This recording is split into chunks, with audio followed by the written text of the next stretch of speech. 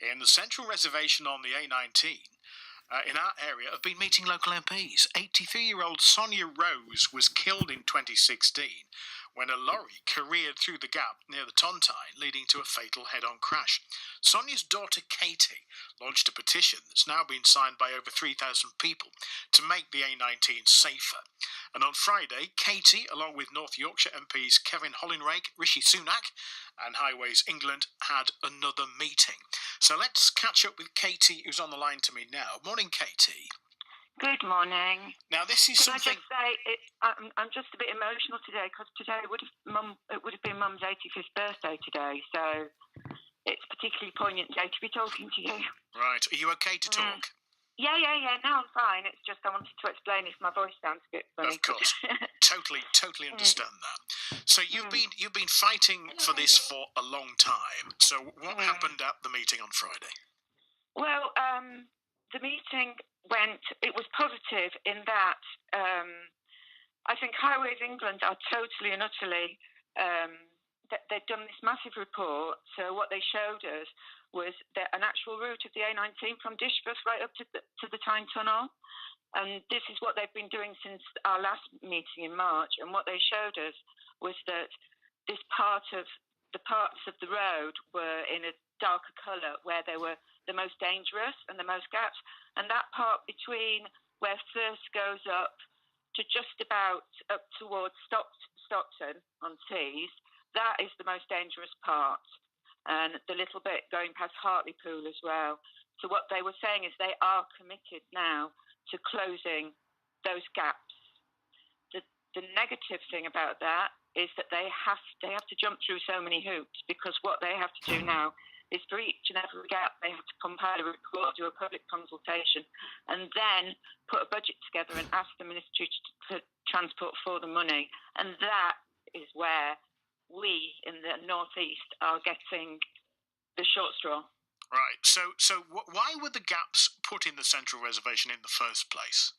The reason that most of them are there for when it was originally made was for the farmers to gain access to their fields.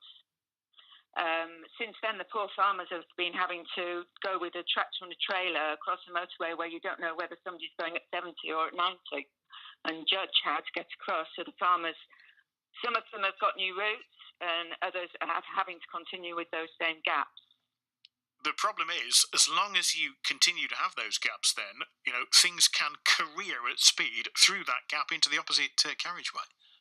Yeah, or stupid people could actually try and do a U-turn in them too. So there was a big hold up 7 hours about 2 weeks ago on the A19, which was due to a gap again. So they are really committed, but what we need is our MPs to petition the Ministry for Transport to give the North East more money. Do you know what? Per head of population, we're worth about, each one of us is worth about a tenth of somebody in the South East as far as public expenditure on transport goes, which I think is shocking. So money is the problem then, and we're getting a disproportionate amount spent on us here. Yeah. We should be all really cross, and our MPs, I'm sure some are, and I can say that my MP, Kevin Hollinrake, has been really, really helpful with this.